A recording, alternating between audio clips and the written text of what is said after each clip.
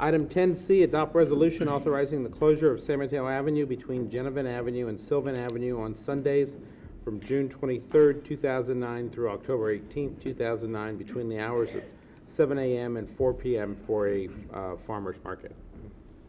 Thank you and good evening.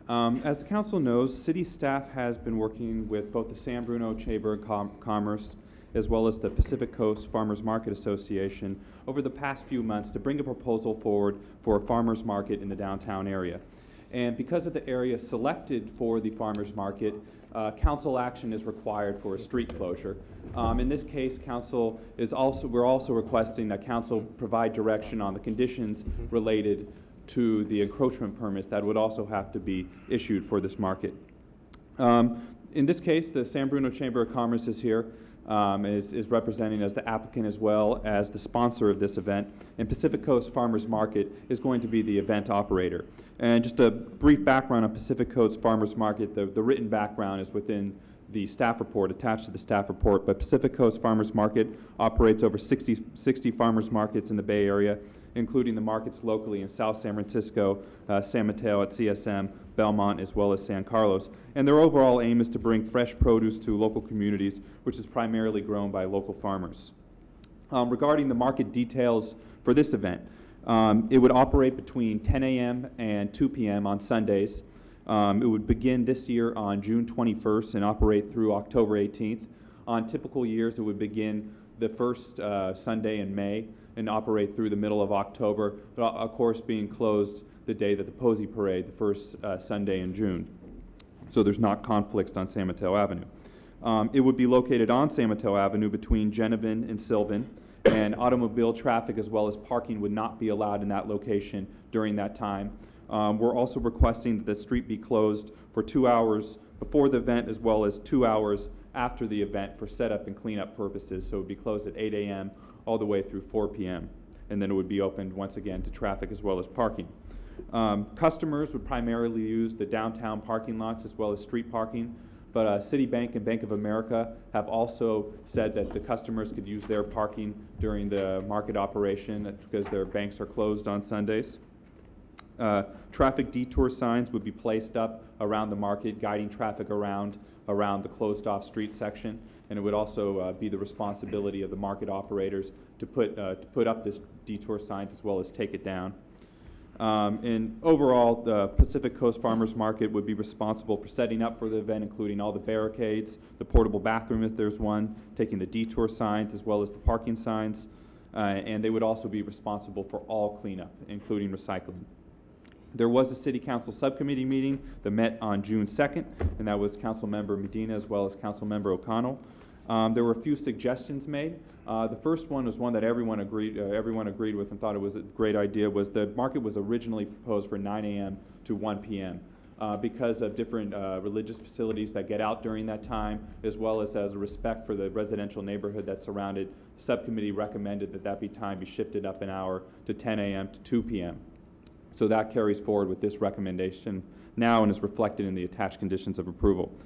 They also recommended that permanent no street parking sign be fabricated and also put up. Pacific Coast Farmers Market said they would pay for the fabrication of that as well as the installation costs. And that will prevent city staff from having to put up A-frame signs with no parking 72 hours before the event each and every Sunday during the summer season.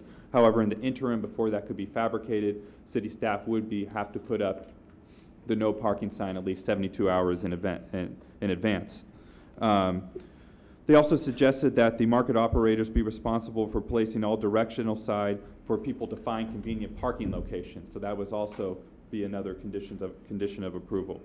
Another point that was made that they should not only be responsible for trash, but also for recycling setup. So they will have to have recycling set up there, and Pacific Coast Farmers Market said that as standard operating procedure, they do have that. Another point was that we should use San Bruno cable to market the event, as well as the marquee signs as well as things like the utility bills to be able to get all the people from San Bruno to know about this event going on in the downtown area. Regarding neighborhood comment, we send out a notice informing people that the council would be considering this tonight.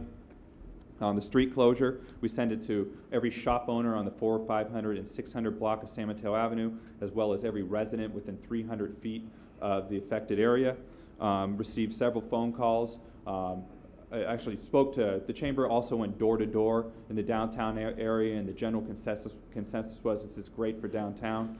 I spoke to over a dozen shop owners who all have said the same thing. They're happy to see this, happy to see something promoting business in the downtown area. One concern that a resident had was the original time at 9 a.m. Perhaps that would be too noisy, have the 7 a.m. setup, so she was happy to hear that it was shifted up an hour. There was also another resident that pointed out there was some inconsistencies on how the market operator was referred to in the conditions of approval for the encroachment permit, so those were cleaned up and a new version of that was put before the council tonight. There was also several questions from one citizen, and one of which was, hey, what is the cost really going to be to city staff? And there would be some city staff time spent on that, and that's noted in the staff report, but it would be especially important during the early times. And I've spoken to other cities, and they said in the beginning, the first few weeks, there is some city staff time involved, both in the promotion end and the operation end, as we coordinate with the market operators. But as people get used to the event and used to the operation, the amount of city time subsides, and there really isn't that much city staff time involved. It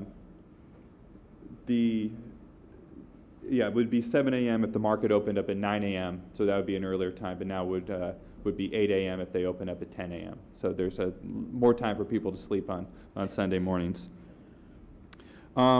Regarding the fiscal impact, the chamber is the sponsor. They're contributing $15,000 to the market within the first 2 years, so there's no direct contribution. However, as mentioned, there will be some staff time spent. The market will have to pay a business license tax based on gross estimated receipts.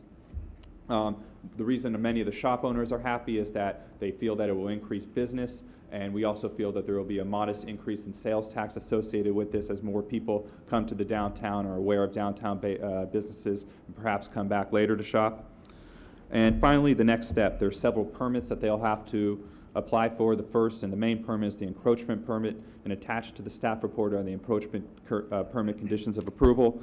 For any cooked food or prepared food, they will have to have a food vendor's permit.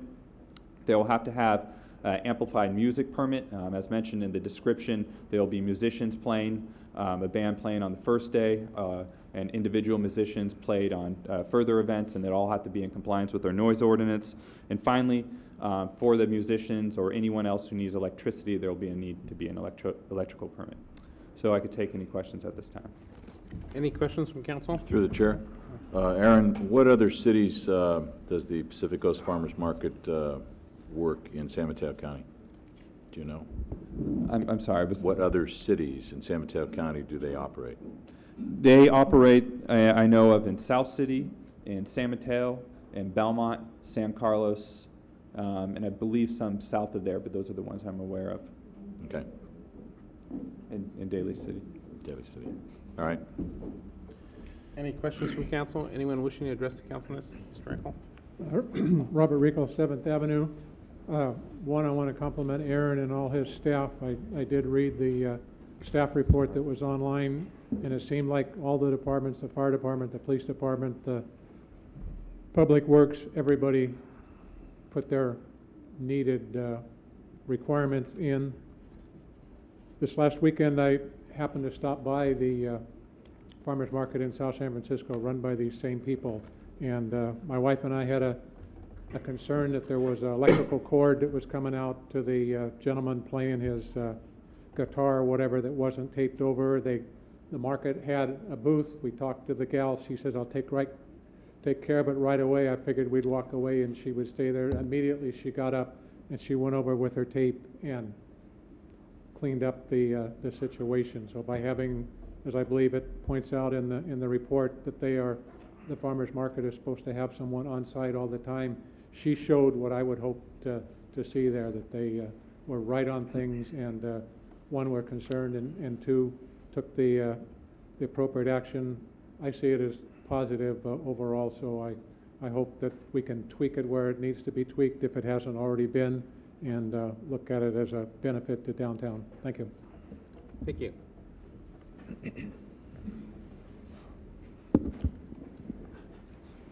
Shamgalley Avenue of the 60 some odd farmers markets in the Bay Area affiliated with the Pacific Farmers Market Association. I'd like to know how many of them or what percentage of them require closure of a public street,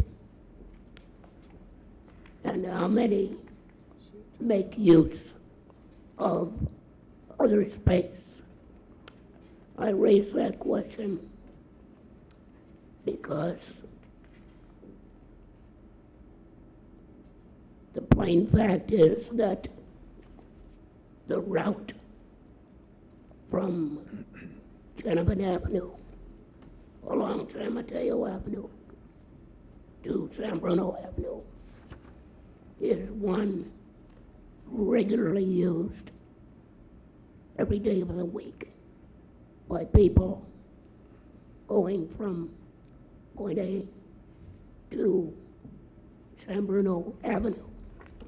I do it myself, and quite a number of people do, rather than go the long way around through the intersection of San Bruno and El Camino.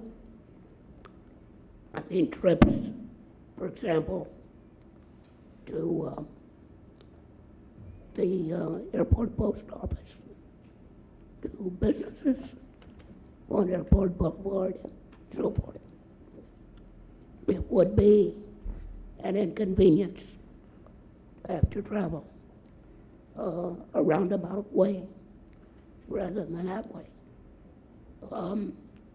It just happened that today I was on 25th Avenue, San Mateo, and they have a farmer's market on Tuesday afternoons that makes use of one of the city parking lots rather than a public street. And I would like to see that considered as an alternative. Perhaps might talk to Bank of America and Citibank about having the market in one of their parking lots rather than closing the street. We also have public parking lots in the near vicinity at the end of Cypress Lane, and I believe in other locations. So I would encourage you to do that. I don't think a street should, especially a well-used street, should be closed for a reason like this when there are viable alternatives. Thank you. Thank you.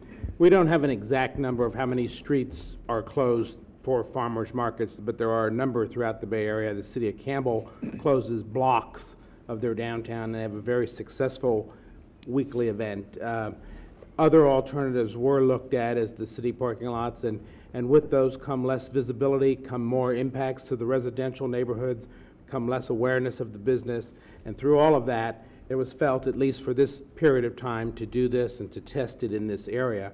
Should it prove to be more than a greater inconvenience of having to go one block out of your way on a Sunday morning to take, rather than having the shortcut that you're accustomed to, and it seems to be a real burden to the majority of the population, certainly the city council can readdress that next year and look at it. So. Any other questions from council? Through the chair, Irene? I'd like to make a short speech. First of all, I'd like to congratulate and say how proud I am of the San Bruno Chamber. Not too long ago, this city subsidized the chamber to the tune of $25,000 a year. We've stopped doing that several years ago because of our own budget constraints, and they, instead of disappearing like many people thought they would, have kind of rallied around and became a stronger force and became a very visible part of San Bruno and San Bruno businesses. So I think that's wonderful. They hold a lot of more events than they used to, and they're very visible and they're very strong. I think the market and the presentation that Mr. Medina and I saw was very exciting and very well thought out. I know San Carlos holds their, I think it's called Hot Summer Nights or whatever it is. They close, I think it's 6 blocks in San Carlos at a nighttime, which has a lot of impact. Ours is going to be a Sunday. It's from 8 to 4, not 7. So we need to correct our thing, but it's 8 to 4 on a Sunday. It's a 1-block detour. So instead of going left from Jenevein to San Mateo Avenue, you go 1 block more on El Camino and go down Sylvan. So I don't think that's a terrible hardship for anybody. I want people to know also that the liaison person from the Farmers Market Association lives in San Bruno, so he's very aware of the city and is very eager to make this a success and all those kinds of things. So I just want the chamber to know that the city, at least the Mr. Medina and I anyway, until everyone votes, are very encouraged by the efforts you've done and are very excited about this prospect. Through the chair. Councilmember Medina? Yes, everything you just said, and I would just add that the chamber also was kind enough on the first date on 6/21 to offer the city a booth that we can utilize in order to promote our own programs or whatever issues are out there that we want to explore. So that was very kind of them, and I want to thank the chamber and staff for working together and bringing something like this to downtown San Mateo Avenue, for putting the work in, getting the provider, putting the money up, and making this investment. And I think as far as the street closure, there is adequate public parking behind those facilities that the folks that are currently there on that stretch. There are parking lots and back entrances to most of those businesses.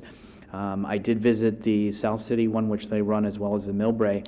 Millbrae does do it in a parking lot. South City does it at the BART Plaza. And I can tell you that as far as where it was, parking was a concern for me at both those locations. Never have gone there. So I think the visibility and having that adequate parking is very important. And I think it will only add to the success. So again, I want to thank everyone, and I hope that this on June 21st will all be there, and I hope that we'll see everything come to fruition. Any other comments or action from council? Through the chair, I'd like to introduce the resolution. I'd also like to say congratulations to the chamber. It's a lot of hard work, and you've done it over the years. And if the subcommittee gets free lettuce or grapes, I want some. I'd like to introduce the resolution for adoption, the hours from 8 a.m. to 4 p.m. And staff want to add something?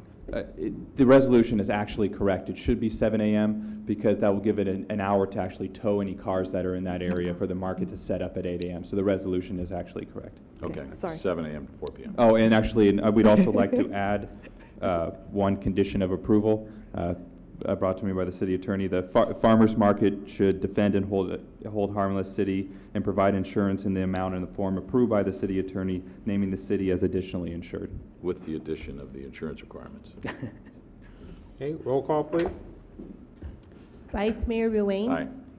Councilmember Medina. Aye. Councilmember O'Connell. Aye. Mayor Franzella. Aye. Mr. Mayor, just final, also, I did the other Sunday go down, and there are at least 50 businesses that are open at that point at downtown San Mateo Avenue. So there are plenty of businesses to visit, to shop at, to eat at. So it can start there as far as some coffee and shopping and end with maybe a meal or something else.